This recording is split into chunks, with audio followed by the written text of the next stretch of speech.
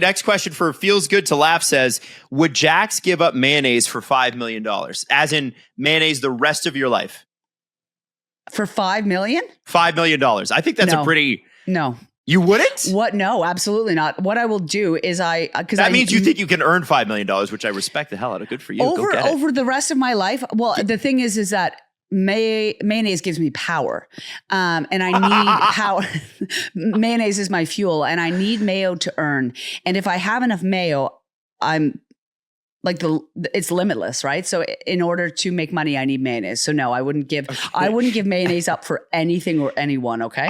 I like that. I honestly, listen, Jax, it's ballsy. It's ballsy that you say that. Thank you. You're like, you know what? I can make that $5 million on my own and have my mayo. But also, you know what? Even if I can't, I'd rather be broke and have mayo. You know, I would. Bond Move says, how do you both make a reasonable means of living? I mean, working? Eat mayonnaise. No, honestly, working. So Adam, like what? Because people have asked me this, and it's interesting. They're like, because people always know us from radio. They're like, but what do you do for a living now? So Adam, I mean, like you obviously, like explain what you do because you got a whole damn company. Well, so I run a sports production company for podcasting and YouTube. So I've been working on that with my two business partners who happen to be really good friends of mine and Jax's. We've been working on that since like 2012, 2013. So it's been a long time. And so that really only became a real company after the second wave of the pandemic. I think it was like late 2020. That we decided, we should make this as a company and like do other shows other than our own YouTube channel, whatever. And so that's where I make money. And then I do a little bit of influencing, not as much as Jax does. Cause I'm just not, I haven't been as on Instagram as I perhaps should be. And I think to Jax's chagrin. But you know, it's something that great. It's something that like I want to get back to a little bit. Like I posted this weekend about how Natalie my wife was making croissants and how it took her 3 days. Yes. And then I was posting about like the kids and stuff that I was, because I literally, my life, it felt a little bit in my 20s when I was like posting a lot more that it was like, and I don't know if any other parents go through this. You have a kid and you're like, there's nothing, like I'm not in Ibiza partying, right? Like I'm, what am I doing? I'm on the beach and like hanging out with my nephews and nieces and they're all in diapers and, you know, it's not as hip and cool. Jax has like a really exciting, fun life. So I could see why she posts. I have a parent's life, which is exciting and fun in boring ways, you know? But also, even if you didn't have and you don't have a boring life as much as you think, but if I may say, I don't think that you have time really to do as much posting. Like I don't have a kid and, you know, you also, because you do so much social media with, you know, your other podcasts, et cetera, I think that probably fills the bucket a lot more for you. You also are on camera a lot more than I am, right? So it's like you do more of other things that I don't do. So I may be more on Instagram, but you're also way more on YouTube. Like you are, like you're a lot more of a YouTuber. Yeah, you're visually still out there just as much, if not more. You're just on different platforms, or you're at home like just reading Twitter and ignoring my texts, you know, that's what true. You're doing. I mean, the other thing I do, guys, before we get to Jax's side of it, is that I live off of the hard work of my family. You know, people think you're a Nepo baby. Well, currently I'm in my, my in-laws cottage. Like I'm in their sunroom right now recording. And like, I didn't do anything to earn any of this. I just happened to meet the right girl at the right time and tricked her into falling in love. Like, it's great. I didn't do any of this. So my favorite also thing is, I get protective over that. People are like, well, you know who his mother is. And it's like, do you know how hard Adam has worked? And I will say Adam has worked his ass off, and Adam, his mother, whoever the heck he knows, has nothing to do with it. Absolutely nothing to do with it. And Adam works, like, do you see how sweaty this man is? It's not because it's hot out. It is hot.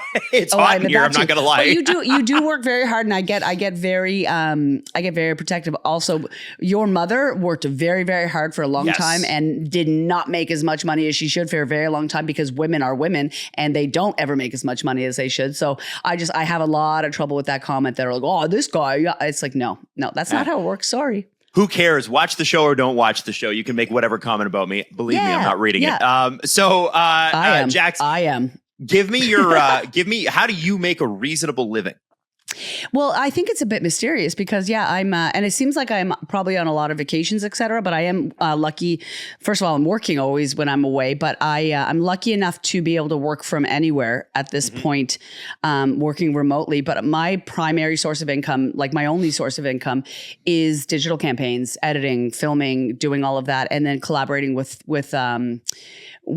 companies to, promote their product. But I've been really lucky to do it in a way that the companies let me be me and me be silly, because I think I was always scared to do a lot of stuff online with companies because I thought I was too different or too weird or too queer or too much. And I've been really lucky with a lot of companies where they've, helped me pay my rent by being me. And then, we have this, the podcast, and folks have listened to this and watched this. So we're making a business out of this, but I work more like hourly, I guess. Yeah. I work more than I did in radio, but I'm self-employed, like I run my own company. So it's really scary because sometimes it's feast or famine. Of course. That's what it is. Whether you're in media, self-employed, construction, you either are like, I can make it this month, or am I going to make it this month? But I've been really, really lucky lately to work with some fun companies that have helped me, make some fun content. So thank you to that. And thank you to you. What's crazy Adam. about that, I got to tell you, is Jax, when we started, so Jax and I worked in radio a long time, even before we were on each other's show. And, some of that hesitancy you hear from Jax in that answer is that there were bosses she had, or not necessarily bosses in like the one I'm thinking of, Toronto always kind of, let us our freak flag fly, but there were people around. There were people around who were like above, who were circling like, oh, that's a little weird. Like, I don't know if that reflects the station's brand properly. And I'm thinking about like 2015, 2016, 2017, whatever. I remember, so Jax and I got a McDonald's thing delivered to the radio station we were working at. This is before we worked together. Oh, yeah. And Jax, this is crazy. Jax was like, I hope we can dig up this video, Jax, because she put 2 Egg McMuffins on my bare stomach. Yeah. And I was lying across a table and she ate them off of my stomach and then just looked at the camera and said, And it was like, it was really weird. And people didn't know how to react, right? Yeah. And that is strange. And it was strange stuff, but it's very us. And like, I think that because Jax has leaned into that, people love Jax because she'll do things that I think a lot of people wouldn't do, where had she stuck with what people had told her to do, I don't know that you'd be where you are. You know what I mean? And also we didn't know each other that well to do that. No, we didn't. You know what I mean? Like we didn't. Comfort level is 100% though. But you were always, you always wanted to be silly and weird with me. And I think I was, I think I want to make content, and I want to make content that feels a bit different because I think people feel a bit different, and the internet is really, like I have more friends than I can count that are off the internet now because they're like, it makes me feel sad. It makes me feel comparative. It makes me feel alone. It makes me feel, like not enough or something. Yeah, and like 100%. you're always looking through people's Instagrams. You're like, oh, I'm not this person or I'm not that friend. And I want to make content that feels inclusive, either inclusive or really weird. Yeah. And that the latter was that main. I'm trying to. I'll find it. But we'll find it. Like, I don't know. Everybody's doing like, yum, this is awesome for McDonald's. And I want to eat my McDonald's off a bare man's chest, you know? Right. As a gay woman. Yeah. A hairy bare man's chest, by the way, too. Like, get it? Like, this is for the lesbians. That's what I said to myself. Yeah. All right. Yeah.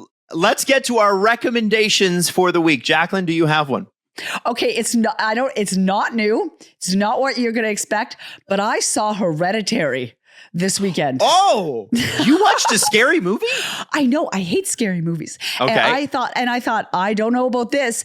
But my friend had said, she was like, this is not, because I didn't realize it's Ari Aster, the same guy who did Midsommar. And yes. I love Midsommar. And it's like the psychological, like it's art, right? Like it's like a high art film. And I watched Hereditary and I like Toni Collette a lot. And I Listen, I was scared, but I loved it. So if you are looking to watch a really dark movie on a hot, sunny day, guys, I recommend Hereditary. Okay. Oh, I like it. I like it. You know what?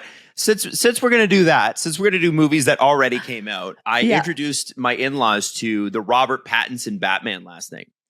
And they, like, my mother and father-in-law were like spellbound.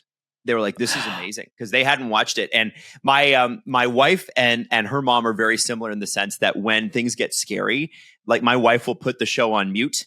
Or yes, Natalie. Yes, honey. Yeah. And my mother-in-law, she'll pull out her iPad and start scrolling, like, you know, it used to be the Bay until the Bay went bankrupt, but like she like start, you know, searching through her favorite stores or whatever, because she doesn't want to get too scared. You can't be scared if you're busy. That's right, girl. That's right. That's right. But that's right. It's dark, it's gritty, and it's like, you know, there are some great movies, like blockbuster movies in theaters. I'm going to go see Superman this week, but I got to tell you, that one is such a monster, and it's so underrated. It's a great movie, but you need like 3 hours to watch it. So you should watch it. And I know I love Robert Pattinson. I love him. You need to watch this. I know you haven't.